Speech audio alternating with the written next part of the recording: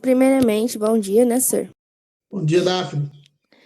A professora que pediu para me fazer essa entrevista foi a Célia.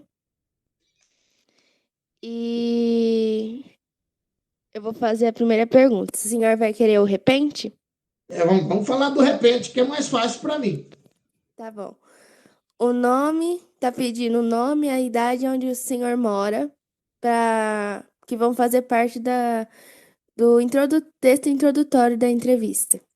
Ok, Daphne, obrigado. Então, eu começaria, talvez, tentando um repente aqui, um improviso, tá? Antes de iniciar. Ô, Daphne, muito obrigado por ter lembrado de mim. Vou falar sobre o repente do começo até o fim. Espero que fique mais ou menos, que é para não ficar ruim. Então, o repente é essa coisa aí que a gente imagina no momento e faz o verso, tá? Eu moro hoje em Viradouro. Seria quase impossível, se eu tivesse nascido aqui no interior de São Paulo, como você nasceu aí, se eu tivesse nascido em Viradouro, provavelmente eu conhecesse o repente apenas pelos livros, como você conhece, mas eu venho de Alagoas, da pequena cidade de Champreto, no interior de Alagoas, e é de lá que eu trouxe essa familiarização com o repente. A idade do senhor, por favor. Idade a gente não fala quando passa dos 40. Se pergunta, diz que é 30, nunca fala que é 70. Qualquer pergunta que vem, a idade a gente inventa. Mas eu tenho 44 anos de idade. Quem são suas referências no repente? Eu convivi com bastante repentista. No Nordeste não tem cantiga de ninar. A mãe faz repente para a gente. Eu acho que é mais ou menos assim. Então, eu tive algumas influências, principalmente do José Matias, que era um compadre meu, era padrinho de uma das suas filhas, sou padrinho de uma das suas filhas, ele já faleceu, então eu tive muita influência a partir dele, era um repentista alagoano de um gênero, um subgênero do repente chamado coco de embolada. Ok. Quais temas retratados nos improvisos? Os improvisos nordestinos, eles geralmente falam, primeiro, da própria terra, né? Eles são muitas vezes regionalistas, eles tratam do próprio Nordeste, gostam muito de falar da natureza, mas é incrível como que você encontra repentistas praticamente analfabetos que são capazes de cantar sobre filosofia, por exemplo, praticamente analfabetos que são capazes de falar de física quântica. Eu não sei onde que eles arrumam essas informações, eles têm uma facilidade muito grande de pegar informações e guardar na sua cabeça, e eles acabam fazendo versos dessa natureza. Depois eu vou deixar, nessa entrevista, eu vou pedir a você a liberdade de pôr algum desses versos, pegar algum desses poetas e pôr para você ver e mostrar para os seus colegas também. Obrigada.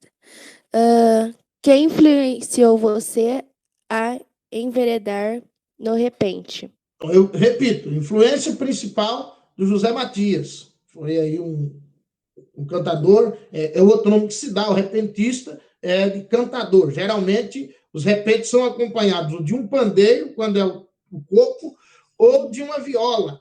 Então, na viola, geralmente se faz versos de quartetos, né?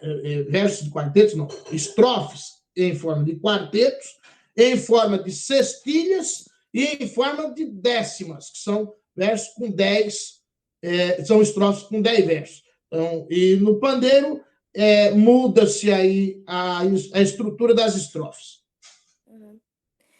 Qual tipo de métrica cantada? As métricas são muito variadas, entendeu? Então, existe métricas mais curtas e métricas mais longas. Depois eu peço mais uma oportunidade de pôr isso para mostrar para vocês. Existe os que eles chamam de decassílabos, que são versos de 10 sílabas. Mas existe, por exemplo,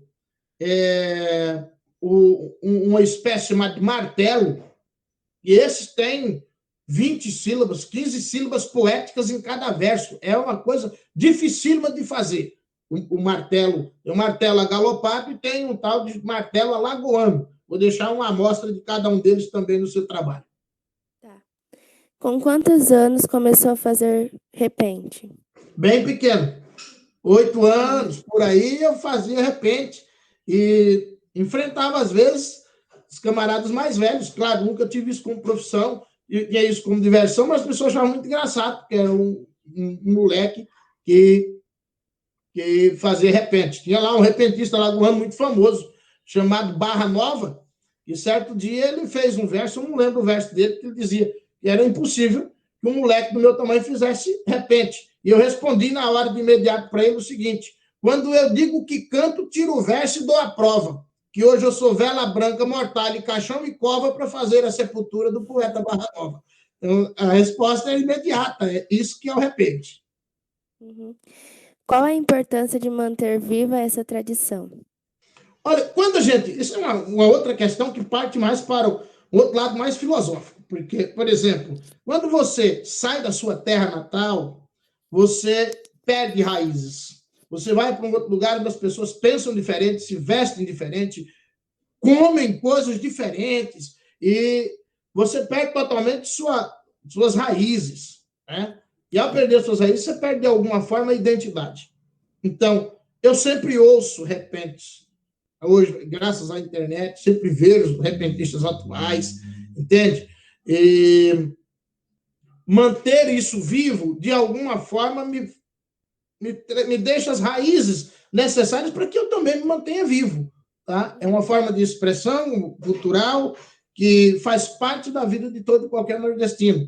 Eu sempre acho, por exemplo, que em alguns locais, como São Paulo, Rio de Janeiro, tem centros de tradições nordestinas, os chamados CTNs, onde essas pessoas se apresentam e os seus conterrâneos comparecem ali justamente para ter reviver isso. Então, de alguma forma, isso me mantém vivo. Por que você escolheu o repente e não outra modalidade cultural? A cultura sempre é isso.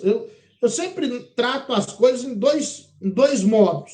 Um que eu chamo de natureza, eu falo que natureza é tudo que Deus faz, e cultura é tudo que o homem faz. Então, cultura a gente aprende. Então, ora, repito, se eu tivesse nascido aqui em Viradouro, provavelmente eu seria adepto da música sertaneja. Agora, nascendo lá, é fácil ser adepto do repente, porque a gente via aquilo o tempo todo, entendeu? E eu sempre tive muita curiosidade, então a gente ia para as feiras livres, e ia com a minha mãe para as feiras livres, e muitas vezes encontrava o repentista cantando na cidade. Tá? E eu ficava admirado com a velocidade que eles tinham de raciocínio e como que eles conseguiam metrificar, porque quando você escreve, você conta sílabas para metrificar. Eles fazem na hora e sai metrificado, sai rimado. Então, aquilo, para mim, me chamava atenção. E eu comecei a tentar fazer e depois eu vi que eu sabia. Tá, ok. Quais as maiores dificuldades enfrentadas? Eu não vou falar das dificuldades enfrentadas por mim, eu vou falar pela dificuldade enfrentada pelo repente. Tá? Nós Uhum. temos hoje a Academia Brasileira de Cordel, onde os repentes, às vezes, são publicados, mas a mídia não dá espaço para o repente. Você não viu um repentista na Rede Globo Televisão, muito raramente. Tá? Tem um repentista chamado João de Lima, também lá de Alagoas, que eu vi uma vez na televisão, no Silvio Santos. Então, a televisão dá espaço para outras modalidades culturais e o repente fica esquecido. Você consegue, por exemplo, o rap que tem a ver com o repente, que também há um repente no rap, e há uma musicalidade também que tem espaço, mas que o repente não tem. Então, isso, de repente, é o fim do repente. Como você vê a relação entre jovens e a cultura popular? Aí que está, né? Eu tenho medo das culturas populares de massa, que eu chamo de cultura popular de massa, quando um único gênero ele toma conta de um país inteiro e todos os jovens seguem aquele modismo e só sabem aquilo. Eu não estou aqui contra o repente, não é contra o rap, desculpe. Não estou aqui contra o rap, nem essa outra coisa que agora me foge o nome, muito próprio de São Paulo, Rio de Janeiro. Não é bem o rap, mas é coisa por ali. Eu não sou contra, não é isso. A grande questão, eu acho que cada povo tem que ter a sua identidade. E quando você massifica, e os meios de comunicação comunicação ajuda isso, quando a Globo faz um plim-plim, todo mundo dança igual, todo mundo usa roupa igual, todo mundo canta as mesmas músicas, entendeu? E os valores locais, regionais, eles se perdem. Por exemplo, falar, por exemplo, no cordel. O cordel teve grandes expoentes, né? Pinto de Monteiro, por exemplo, talvez o maior expoente do cordel, morreu em 1990. Tem alguns hoje que são novos, né? Mais novos, mas, por exemplo, criança mesmo, jovem, muito poucos praticam isso. É uma cultura ameaçada. O que mudou durante esses anos? Eu acho que o que mudou é principalmente por força da própria mídia, e vou dizer mais uma vez da televisão. Se bem que hoje a televisão tem grandes concorrentes. O WhatsApp, por exemplo, é um concorrente grande.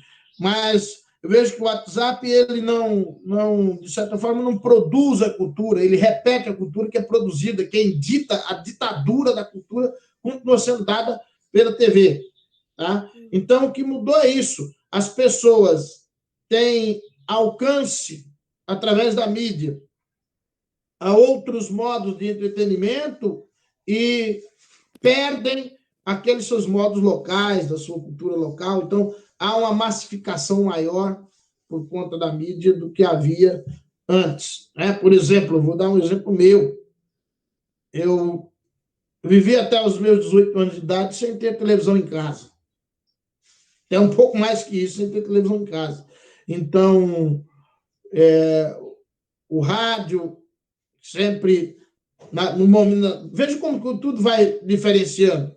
O rádio era o meio mais próximo da comunicação e sempre bem regionalizado, porque eram ondas AM.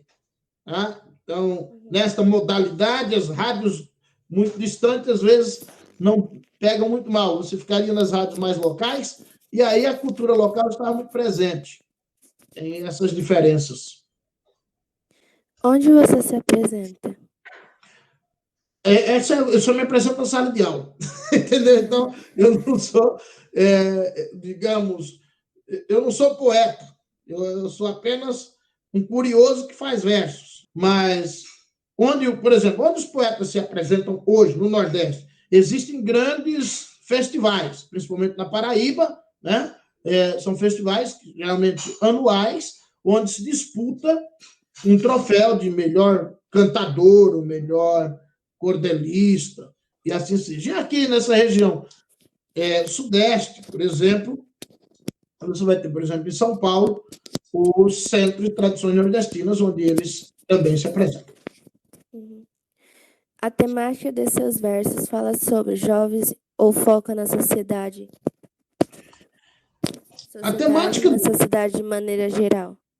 A temática de cada de cada poeta é aquilo que está na cabeça dele, é aquilo que vive na cabeça dele. Por exemplo, hoje, quando... Eu nem posso falar em repente, às vezes eu escrevo alguma coisa, tá? E para falar muito sincero, nessa correria toda, como professor e estudante também, não me sobra mais tempo nem para isso. Mas eu sempre gostei de tratar das sociedades, os grandes dilemas sociais, tá? E o jovem está necessariamente dentro dessa temática, por ser algo com que eu trabalho, a minha matéria-prima de trabalho. Está aí você como exemplo. Muito obrigada, professor, por participar dessa entrevista comigo. E desculpa fazer hoje, né? Porque eu não falei assim para minha mãe que eu não queria fazer de final de semana, né? Porque muitos professores querem passar um tempo com a família de final de semana, né? E eu também gosto de passar um final de semana com a minha família, né? Mesmo no meio da pandemia, né? Gosto de ficar junto. E mesmo assim, muito obrigado mesmo por participar, fazer essa entrevista do repente comigo. E eu admiro muito o senhor como professor, Obrigado, Daphne. Como explica muito bem as matérias, né? Obrigado, eu fico grato. Tá? Fico grato, agradeço a você ter lembrado de mim mais uma vez, como disse lá no início, tá? E deixar aqui para você, mais uma vez, o incentivo de que continue sendo essa menina esforçada, sempre buscando aprender, tá?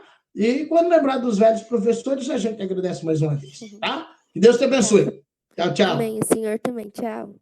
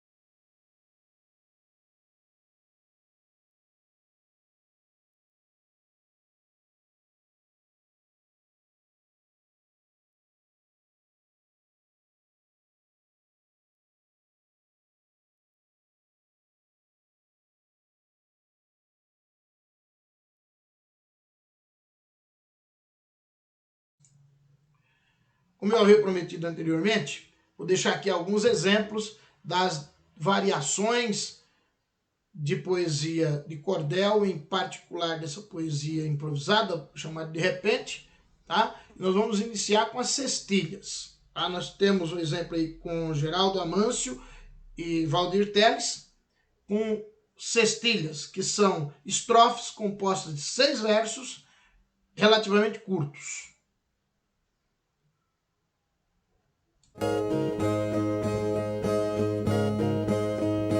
Deus começou pelas mães a redenção prometida. De um milagre gerou Cristo no ventre da concebida. Maria gerou Jesus e Jesus salvou nossa vida.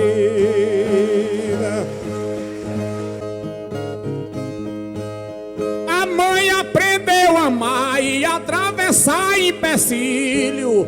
De dia cuida do lar e de noite semeia brilho por cima dos horizontes do céu da vida do filho.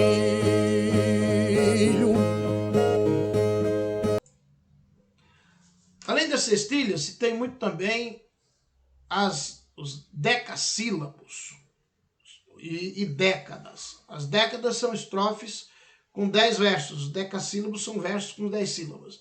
Então esses versos, essas estrofes de 10 versos também são muito comuns. E podem ter menos sílabas poéticas na sua metrificação em cada verso, ou mais sílabas poéticas dependendo do gênero. Tá? O gênero mais comum é esse que nós vamos ver agora.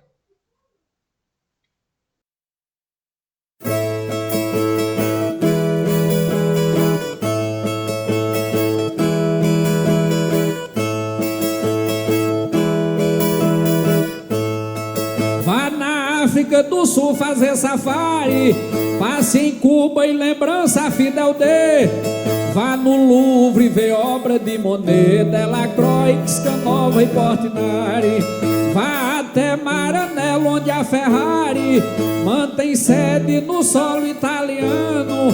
Roube um jato em espaço americano e com Gaddafi cometa um desacato. Mas não deixa comigo que eu lhe mato nos 10 pés de martelo alagoano. Nos 10 pés de martelo alagoano. Nos 10 pés de martelo alagoano.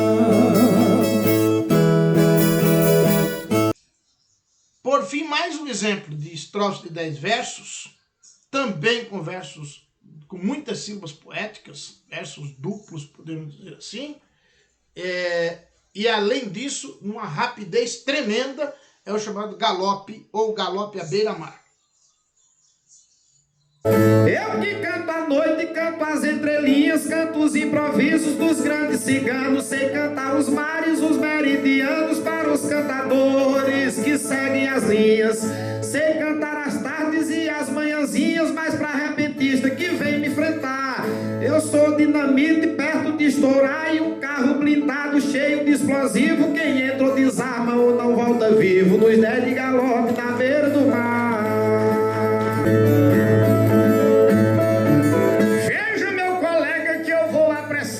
Nossa cantiga, já fiz meu estudo. O meu sertanista é Câmara Cascudo, mas o meu cronista é Celso Furtado. Já o meu baiano é o Jorge Amado, o meu grande boêmio é um Altemar, mas o meu escritor é Zé de Alencar. Nossa cantiga está desse jeito que aonde eu passo eu levo direito, cantando galope na beira do mar.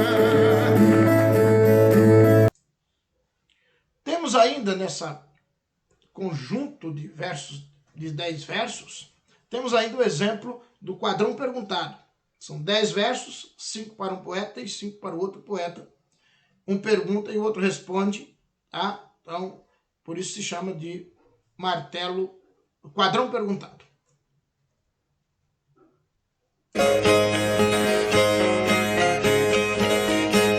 Onde mora a inocência no coração da criança, aonde mora a bonança,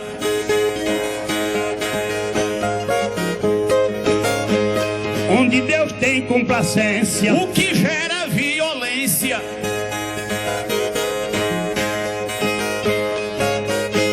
falta de trabalho e pão, e digam que abranda ladrão, é pontapé de soldado, isso é quadrão perguntado, isso é responder padrão. Então você vê que há uma variedade muito grande. Eu falei apenas de alguns, tem muito mais coisa para a gente discutir nessa questão. Valeu, muito obrigado mais uma vez. Agradecer a Daphne pelo convite para falar desse assunto. Parabenizar a professora e a turma inteira pelo estudo que está sendo realizado. Muito obrigado. E tudo que o homem estudou para a natureza foi pouco. Que ele não faz um coqueiro. Se inventar, fica louco. Caçando a encanação que leva a água do chão para botar dentro do coco.